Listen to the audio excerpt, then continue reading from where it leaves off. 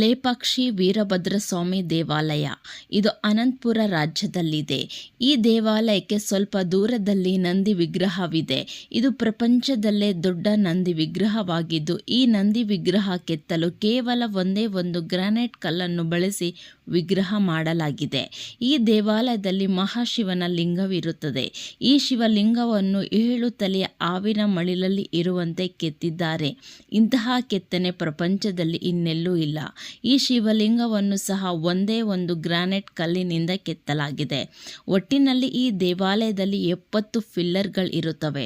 ಅವುಗಳಲ್ಲಿ ಒಂದು ಸ್ತಂಭ ಭೂಮಿಗೆ ಅಂಟಿಕೊಳ್ಳುವುದಿಲ್ಲ, ಅಂದರೆ ಗಾಳಿಯಲ್ಲಿ ತೇಲಾಡುತ್ತದೆ.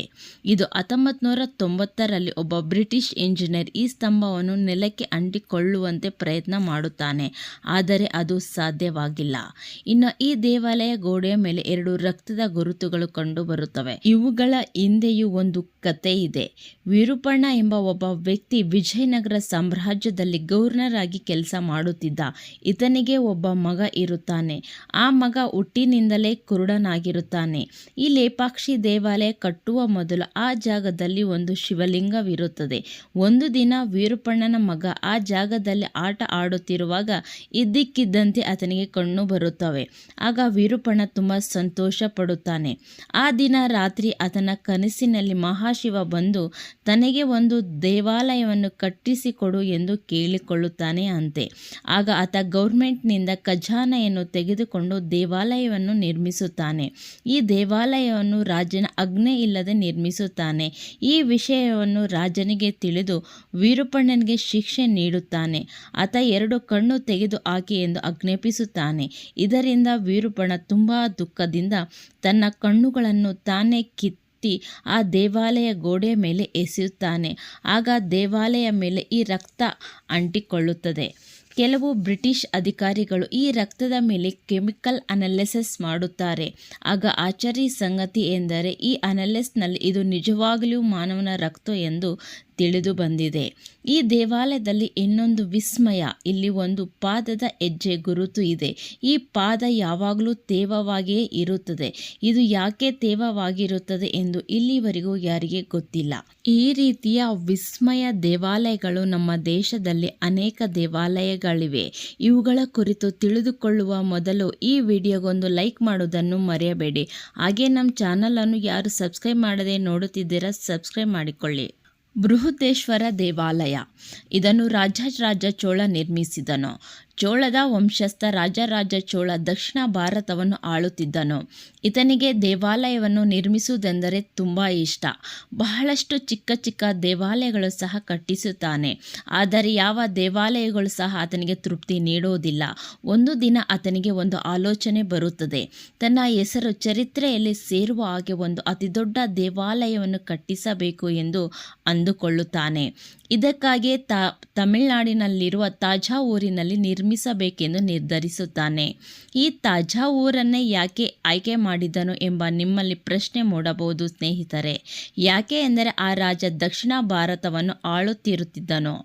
ಈ ಆಳುತ್ತಿರುವಾಗ ಆತನ ರಾಜಧಾನಿ ತಾಜಾವೂರು ಆಗಿತ್ತು. ಸೊ ಅದಕ್ಕಾಗಿ ಈ ಬೃಹದೇಶ್ವರ ದೇವಾಲಯವನ್ನು ತಾಜಾವೂರಿನಲ್ಲಿ ಕಟ್ಟಿಸಲಾಗಿದೆ. ಈ ದೇವಾಲಯವನ್ನು ಕಟ್ಟಿ ಇಂದಿಗೂ 1000 ವರ್ಷಗಳೇ ಆದವು. ಈ 1000 ವರ್ಷಗಳಲ್ಲಿ 6 ಬಾರಿ ಭೂಕಂಪ ಈ ಜಾಗದಲ್ಲಿ ಬಂದಿತು. ಆದರೆ ಈ ದೇವಾಲಯಕ್ಕೆ ಏನೂ ಆಗಲಿಲ್ಲ. ಇಂದಿಗೂ ಆ ದೇವಾಲಯ ಹಾಗೇ ಇದೆ. ಇಂಥ ಟೆಕ್ನಾಲಜಿಯನ್ನು ಬಳಸಿ ಈ ದೇವಾಲಯವನ್ನು ನಿರ್ಮಿಸಿದರೆ ಗೊತ್ತಿಲ್ಲ. ಈ ದೇವಾಲಯ ಮಹಾಶಿವನಿಗೆ ಪ್ರಸಿದ್ಧವಾಗಿದೆ. ಈ ದೇವಾಲಯವನ್ನು ಪೂರ್ತಿಯಾಗಿ ಗ್ರಾನೈಟ್ ಕಲ್ಲಿನಿಂದಲೇ ಕಟ್ಟಿಸಲಾಗಿದೆ. ಈ ದೇವಾಲಯವನ್ನು ನಿರ್ಮಿಸುವುದಕ್ಕೆ ಸುಮಾರು 1,30,000 ಟನ್ ಗ್ರಾನೈಟ್ ಉಪಯೋಗಿಸಿದ್ದಾರೆ. ಆದರೆ ಇಲ್ಲಿ ಆಶ್ಚರ್ಯ ಸಂಗತಿ ಏನೆಂದರೆ ಈ ದೇವಾಲಯ ಸುತ್ತ 100 ಕಿಲೋಮೀಟರ್ ಹುಡುಕಿದರೂ ಗ್ರಾನೈಟ್ ಸಿಗುವುದಿಲ್ಲ. ಅಂಥದ್ರಲ್ಲಿ ಆ ಸಮಯದಲ್ಲಿ ಅಷ್ಟೊಂದು ಗ್ರಾನೈಟ್ ಕಲ್ಲು ಹೇಗೆ ಟ್ರಾನ್ಸ್ಪೋರ್ಟ್ ಮಾಡಿ ಕಟ್ಟಿದ್ದಾರೆ ಎಂದು ಇಂದಿಗೂ ಯಾರಿಗೂ ತಿಳಿದಿಲ್ಲ. ಇದೊಂದು ಮಿಸ್ಟ್ರಿಯಾಗೇ ಉಳಿದಿದೆ. ಈ ದೇವಾಲಯದಲ್ಲಿ ಮೇಲಿರುವ ಗೋಪುರವನ್ನು ಕೇವಲ ಒಂದೇ ಒಂದು ಗ್ರಾನೈಟ್ ಕಲ್ಲಿನಿಂದ ಮಾಡಲಾಗಿದೆ. ಈ ಗ್ರಾನೈಟ್ ಕಲ್ಲಿನ ತೂಕ ಸುಮಾರು 80 ಟನ್ಗಳು ಇರಬಹುದು. ಆಗಿನ ಸಮಯದಲ್ಲಿ ಹೀಗೆ ಇರುವಂತಹ ಕ್ರೇನ್ ಆಗಲಿ ಲಿಫ್ಟ್ಗಳಾಗಲಿ ಇರಲಿಲ್ಲ. ಅಂಥದ್ರಲ್ಲಿ ಈ ಗ್ರಾನೈಟ್ ಕಲ್ಲನ್ನು ಮೇಲೆ ಎತ್ತುವುದಕ್ಕೆ ಎಂಥ ಟೆಕ್ನಾಲಜಿಯನ್ನು ಬಳಸಿರಬಹುದು ನೀವೇ ಊಹೆ ಮಾಡಿಕೊಳ್ಳಿ ಸ್ನೇಹಿತರೆ. ಈ ದೇವಾಲಯ ಎದುರುಗಡೆ ಒಂದು ನಂದಿ ವಿಗ್ರಹವಿದೆ. ಇದನ್ನು ಒಂದೇ ಒಂದು ಗ್ರಾನೈಟ್ ಕಲ್ಲನ್ನು ಬಳಸಿ ಕೆತ್ತಲಾಗಿದೆ. ಈ ದೇವಾಲಯ ಗೋಡೆಗಳ ಮೇಲೆ ದೇವಾಲಯಕ್ಕೆ ಸಂಬಂಧಿಸಿದ ಬಹಳಷ್ಟು ವಿಷಯಗಳು ಬರೆದಿದ್ದಾರೆ. ಅಂದರೆ ದೇವಾಲಯವನ್ನು ಕಟ್ಟೋಕೆ ಎಷ್ಟು ದಿನಗಳು ಬೇಕಾಯಿತು ಮತ್ತು ಎಷ್ಟು ಜನರು ಈ ದೇವಾಲಯವನ್ನು ನಿರ್ಮಿಸಿದ್ದಾರೆ, ಯಾರು ನಿರ್ಮಿಸಿದ್ದಾರೆ, ದಿನಕ್ಕೆ ಎಷ್ಟು ಕಟ್ಟಡ ಪೂರ್ತಿಯಾಗಿತ್ತು ಇತ್ಯಾದಿ. ಈ ದೇವಾಲಯವನ್ನು ಕಟ್ಟಿರಬೇಕಾದರೆ ಏನಾದರೂ ಯಾರಿಗಾದರೂ ಅನಾಹುತಗಳ ಆಗಿದವ ಏನೆಂಬ ವಿಷಯಗಳ ವಿವರಣೆ ಕುರಿತು ಈ ಬಂಡೆಗಳ ಮೇಲೆ ಕೆತ್ತಲಾಗಿದೆ. ಈ ರಾಜ ಚೋಳದ ಕಾಲವನ್ನು ಸುವರ್ಣ ಯುಗ ಎಂದು ಕರೆಯಲಾಗುತ್ತದೆ. ನಾಟ್ಯದಲ್ಲಿರುವ 81 ಚಿತ್ರಗಳು ಸಹ ಈ ದೇವಾಲಯದ ಗೋಡೆಗಳ ಮೇಲೆ ಕೆತ್ತಲಾಗಿದೆ. ಈ ದೇವಾಲಯದ ಕೆಳಗೆ 100ಕ್ಕೂ ಹೆಚ್ಚು ನೆಲಮಾರ್ಗಗಳಿವೆ. ಈ ನೆಲಮಾರ್ಗಗಳು ನಗರದ ಬೇರೆ ಬೇರೆ ಪ್ರದೇಶಗಳಿಗೆ ಕರೆದುಕೊಂಡು ಹೋಗುತ್ತವೆ. ಯುದ್ಧಗಳು ನಡೆಯುತ್ತಿರುವಾಗ ಈ ಮಾರ್ಗಗಳನ್ನು ಬಳಸುತ್ತಿದ್ದರು. ಆದರೆ ಪ್ರಸ್ತುತ ದಿನಗಳಲ್ಲಿ ಈ ಮಾರ್ಗಗಳಿಗೆ ಸಂಬಂಧಿಸಿದ ಯಾವುದೇ ಮ್ಯಾಪ್ ಲಭ್ಯವಿಲ್ಲ. ಆದ ಕಾರಣ ಇವುಗಳನ್ನು ಮುಚ್ಚಲಾಗಿದೆ. ಇನ್ನು ಆ ಸಮಯದಲ್ಲಿ ಈ ದೇವಾಲಯವನ್ನು 1000 ಜನರು ಉಸ್ತುವಾರಿ ನೋಡಿಕೊಳ್ಳುತ್ತಿದ್ದರು. ಮತ್ತು 17ನೇ ಶತಮಾನದಲ್ಲಿ ತಾಜ್ಮಹಲನ್ನು ನಿರ್ಮಿಸುವುದಕ್ಕೆ ಸುಮಾರು 20 ವರ್ಷಗಳೇ ಬೇಕಾಯಿತು. ಆದರೆ ಈ ದೇವಾಲಯವನ್ನು ನಿರ್ಮಿಸುವುದಕ್ಕಾಗಿ ಕೇವಲ 7 ವರ್ಷಗಳೇ ಬೇಕಾಯಿತು. ನೀವೇ ಯೋಚನೆ ಮಾಡಿ, ಆಗಿನ ಕಾಲದಲ್ಲಿ ಎಂಥ ಟೆಕ್ನಾಲಜಿಯನ್ನು ಬಳಸಿ ಈ ದೇವಾಲಯವನ್ನು ನಿರ್ಮಿಸಿದ್ದಾರೆ ಎಂದು. ಎಲ್ಲೂರು ಕೈಲಾಸನಾಥ ದೇವಾಲಯ ಮಹಾರಾಷ್ಟ್ರ ರಾಜ್ಯದ ಔರಂಗಾಬಾದ್ ಜಿಲ್ಲೆಯಿಂದ ಕೇವಲ 30 ಕಿಲೋಮೀಟರ್ ದೂರವಿರುವ ಕೈಲಾಸನಾಥ ದೇವಾಲಯ ಇದೆ. ಕ್ರಿಸ್ತಶಕ 700 ಶತಮಾನದಲ್ಲಿ ಕೆಲವು ಬೆಟ್ಟಗಳನ್ನು ಕೆತ್ತಿರುತ್ತಾರೆ.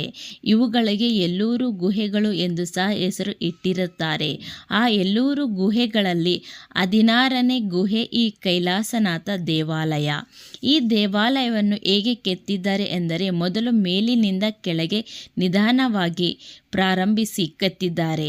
ಈ ದೇವಾಲಯವನ್ನು ಯಾರು ಕೆತ್ತಿದ್ದಾರೆ, ಎಷ್ಟು ವರ್ಷಗಳು ಕೆತ್ತಿದ್ದಾರೆ ಇಂದಿಗೂ ಗೊತ್ತಿಲ್ಲ. ಕೆಲವು ಆಧಾರಗಳ ಪ್ರಕಾರ 7ನೇ ಶತಮಾನದಲ್ಲಿ ಕೆತ್ತಿದ್ದಾರೆ ಎಂದು ಹೇಳಲಾಗುತ್ತದೆ.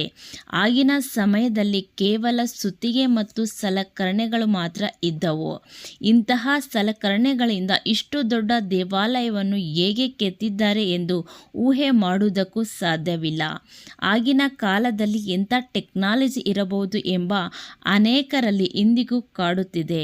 ಇದು ಕೇವಲ ಒಂದೇ ಗ್ರಾನೈಟ್ ಕಲ್ಲಿನಿಂದ ಕೆತ್ತಲಾಗಿದೆ. 2 ಲಕ್ಷ ಟನ್ಗೂ ಅಧಿಕ ಗ್ರಾನೈಟ್ ಅನ್ನು ಹೊರತೆಗೆದಿದ್ದಾರೆ. 17ನೇ ಶತಮಾನದಲ್ಲಿ ಇಸ್ಲಾಮಿಕ್ ವಂಶಸ್ಥ ಔರಂಗಜೇಬ್ ಆದೇಶವನ್ನು ಕೊಡುತ್ತಾನೆ, ಎಲ್ಲ ಹಿಂದೂ ದೇವಾಲಯಗಳನ್ನು ನಾಶ ಮಾಡಿ ಎಂದು. ಈ ಔರಂಗಜೇಬ್ ಆದೇಶದಂತೆ ಈ ದೇವಾಲಯವನ್ನು 3 ವರ್ಷ ಕಷ್ಟಪಟ್ಟು ಹಾಳು ಮಾಡುವುದಕ್ಕೆ ಪ್ರಯತ್ನ ಮಾಡುತ್ತಾರೆ. ಆದರೆ ಸ್ವಲ್ಪ ಹಾಳು ಮಾಡುವುದಕ್ಕೆ ಮಾತ್ರ ಸಾಧ್ಯವಾಗಿದೆ. ಈ ದೇವಾಲಯವನ್ನು ಅಷ್ಟು ಸ್ಟ್ರಾಂಗ್ ಆಗಿ ಈ ದೇವಾಲಯವನ್ನು ನಿರ್ಮಿಸಿದ್ದಾರೆ. ದೇವಾಲಯವನ್ನು ಕಟ್ಟಿಲ್ಲ, ಅಂದರೆ ಒಂದೇ ಒಂದು ಕಲ್ಲನ್ನು ಕೆತ್ತಿ ದೇವಾಲಯವನ್ನು ನಿರ್ಮಿಸಿದ್ದಾರೆ.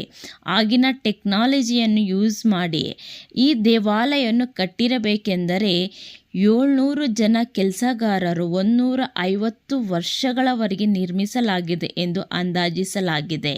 ಈ ದೇವಾಲಯ ಕೈಲಾಸನಾಥ ಪರ್ವತದಂತೆ ಕಾಣಬೇಕು ಎಂದು ಬಿಳಿ ಬಣ್ಣವೂ ಸಹ ಪ್ಲಾಸ್ಟರಿಂಗ್ ಕೂಡ ಮಾಡಿದ್ದಾರೆ. ಏಕೆಂದರೆ ಕೈಲಾಸ ಪರ್ವತವು ಕೂಡ ಬಿಳಿ ಬಣ್ಣದ ಮಂಜಿನಿಂದ ಕೂಡಿರುತ್ತದೆ. ಆದರೆ ಬಹಳಷ್ಟು ವರ್ಷಗಳ ಕಳೆದ ಕಾರಣ ಈ ಬಿಳಿ ಬಣ್ಣ ಈಗ ಕಾಣುತ್ತಿಲ್ಲ. ಜಗನ್ನಾಥ ದೇವಾಲಯ ನಮ್ಮ ಕೈಯಲ್ಲಿ ಒಂದು ಬಟ್ಟೆ ಹಿಡಿದುಕೊಂಡು ನಿಂತರೆ ಗಾಳಿಯು ಯಾವ ಕಡೆ ಬೀಸುತ್ತದೆ ಆ ಕಡೆ ಬಟ್ಟೆ ಅಲುಗಾಡುತ್ತದೆ. ಆದರೆ ಈ ದೇವಾಲಯದಲ್ಲಿ ಗೋಪುರ ಮೇಲಿರುವ ಧ್ವಜ ಮಾತ್ರ ಗಾಳಿಯ ಬೀಸುವ ವಿರುದ್ಧ ದಿಕ್ಕಿಗೆ ಬೀಸುತ್ತದೆ. ಇದಕ್ಕೆ ಕಾರಣ ಫ್ಲೂ ಡೈನಮಿಕ್ ಕಾನ್ಸೆಪ್ಟ್. ಪ್ರತಿದಿನ ಒಬ್ಬ ಪೂಜಾರಿ ಈ ದೇವಾಲಯ ಮೇಲೆ ಏರಿ ಆ ಧ್ವಜವನ್ನು ಬದಲಾಯಿಸುತ್ತಾನೆ. ಹೀಗೆ ಮಾಡುವುದನ್ನು ಒಂದು ದಿನ ಬಿಟ್ಟರೂ ಸಹ ಈ ದೇವಾಲಯವನ್ನು 18 ವರ್ಷಗಳು ಮುಚ್ಚಬಿಡಬೇಕು. ಈ ದೇವಾಲಯ ಮೇಲೆ ಒಂದು ಸುದರ್ಶನ ಚಕ್ರವಿದೆ. ಅದರ ಎತ್ತರ 20 ಅಡಿಗಳು, ತೂಕ 1000 kg ಇದೆ. ಈ ಸುದರ್ಶನ ಚಕ್ರವನ್ನು ನೀವು ಯಾವ ಕಡೆಯಿಂದ ನೋಡಿದರೂ ಸಹ ಅದು ನಿಮ್ಮ ಕಡೆ ತಿರುಗಿ ಇರುವ ಹಾಗೆ ಕಾಣಿಸುತ್ತದೆ. 2000 ವರ್ಷಗಳ ಹಿಂದೆ ಈ ಸುದರ್ಶನ ಚಕ್ರವನ್ನು ದೇವಾಲಯದ ಮೇಲೆ ಇಟ್ಟಿದ್ದಾರೆ. 1000 kg ತೂಕವಿರುವ ಇದನ್ನು ಅಂದಿನ ದಿನಗಳಲ್ಲಿ ಇದನ್ನು ಹೇಗೆ ಅಷ್ಟು ಮೇಲೆ ಇಟ್ಟಿದ್ದಾರೆ ಎಂಬ ಪ್ರಶ್ನೆಗೆ ಇಂದಿಗೂ ಯಾರಲ್ಲಿ ಉತ್ತರವಿಲ್ಲ. ಇಂದಿಗೂ ಇದು ಒಂದು ಮಿಸ್ಟರಿಯಾಗೇ ಉಳಿದಿದೆ.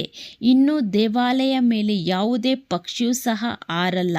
ಈ ದೇವಾಲಯವು ಸಮುದ್ರ ಪಕ್ಕದಲ್ಲೇ ಇದೆ. ಈ ದೇವಾಲಯದ ಹೊರಗಡೆ ಇದ್ದರೆ ಸಮುದ್ರದ ಅಲೆಗಳು ಕೇಳಿಸುತ್ತವೆ. ಆದರೆ ಆ ದೇವಾಲಯ ಒಳಗಡೆ ಹೋದರೆ ಯಾವುದೇ ಶಬ್ದವೂ ಸಹ ಕೇಳಲ್ಲ. ಸೂರ್ಯ ದೇವಾಲಯ. ಈ ದೇವಾಲಯ ಒಡಿಶಾದ ಕೊನಾರ್ಕ್ ಎಂಬ ಊರಿನಲ್ಲಿದೆ. ಈ ದೇವಾಲಯ ಸೂರ್ಯ ದೇವನಿಗೆ ಪ್ರಸಿದ್ಧ ಪಡೆದಿದೆ. ಈ ದೇವಾಲಯ 7 ಕುದುರೆಗಳು ಸೇರಿ 24 ಚಕ್ರಗಳಿರುವ ರಥವನ್ನು ಎಳೆಯುತ್ತಿರುವ ಹಾಗೆ ಈ ದೇವಾಲಯವನ್ನು ನಿರ್ಮಿಸಲಾಗಿದೆ. ಈ ದೇವಾಲಯವನ್ನು ಸಮುದ್ರ ದಡದಲ್ಲಿ ಕಟ್ಟಲಾಗಿದೆ. ಈ ಸೂರ್ಯ ದೇವಾಲಯ ರಥದ ಆಕಾರದಲ್ಲಿ ಇದೆ. ಇದಕ್ಕೆ 24 ಚಕ್ರಗಳು ಸಹ ಇವೆ. ಇವು ನಾರ್ಮಲ್ ಚಕ್ರಗಳಲ್ಲ. ಇವು ದಿನದ ಗಡಿಯಾರದಂತೆ ಕೆಲಸ ಮಾಡುತ್ತದೆ. ಅಂದರೆ ಸೂರ್ಯನಿಂದ ಬರುವ ಕಿರಣಗಳು ಈ ಚಕ್ರಗಳ ಮೇಲೆ ಬೀಳುತ್ತವೆ. ಇದುದರಿಂದ ಈ ಕಿರಣಗಳ ನೆರಳು ಬಿದ್ದಾಗ ದಿನದ ಸಮಯ ಎಷ್ಟು ಆಗಿದೆ ಎಂದು ತಿಳಿದುಕೊಳ್ಳಬಹುದು. ಇದು ಸ್ನೇಹಿತರೆ, ಈ ರೀತಿಯ ವಿಸ್ಮಯ ಆಶ್ಚರ್ಯ ಮೂಡಿಸುವ ಆರ್ಕಿಟೆಕ್ಟ್ ದೇವಾಲಯಗಳು ನಮ್ಮ ದೇಶದಲ್ಲಿ ಬಹಳಷ್ಟು ಇವೆ. ಇಂದಿನ ಕಾಲದಲ್ಲಿ ಎಂಥ ಟೆಕ್ನಾಲಜಿಯನ್ನು ಬಳಸಿ ಇಂಥ ದೇವಾಲಯಗಳನ್ನು ನಿರ್ಮಿಸಿದ್ದಾರೆ ಎಂಬ ಪ್ರಶ್ನೆಗಳಿಗೂ ಇಂದಿಗೂ ಉತ್ತರವಿಲ್ಲ. ಇವು ಮಿಸ್ಟರಿಯಾಗೇ ಉಳಿದಿವೆ. ಓಕೆ ಫ್ರೆಂಡ್ಸ್, ಈ ವಿಡಿಯೋ ನಿಮಗೆ ಇಷ್ಟವಾಯಿತು ಎಂದು ಭಾವಿಸುತ್ತೇನೆ. ಇಷ್ಟವಾದಲ್ಲಿ ಒಂದು ಲೈಕ್ ಮಾಡಿ, ಹಾಗೆ ನಮ್ಮ ಚಾನಲನ್ನು ಸಬ್ಸ್ಕ್ರೈಬ್ ಮಾಡಿಕೊಂಡು ನಮಗೆ ಸಪೋರ್ಟ್ ಮಾಡಿ. ಧನ್ಯವಾದಗಳು.